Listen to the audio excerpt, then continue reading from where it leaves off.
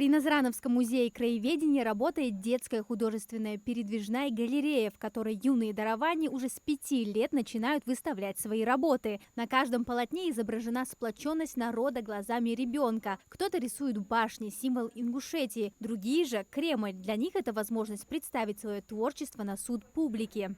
Сегодня я посмотрела на эту выставку, тут было много красивых рисунков, которые рисовали дети. Смотря на них, я тоже вдохновляюсь, и мне кажется, тут некоторые работы я бы тоже смогла бы нарисовать, так как я этим тоже давно занимаюсь.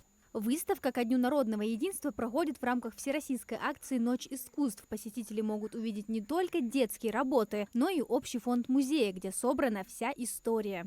Начиная с момента подписания акта о добровольной присяге в 1770 году, с этого момента начинается вообще общая история России и Ингушетии, да, ну и история участников Великой Отечественной войны, героев славы, если говорить про начало 20 века, это и многочисленные войны, в которых участвовали ингуши, ну и, конечно, специальная военная операция, где сегодня служат наши молодые люди.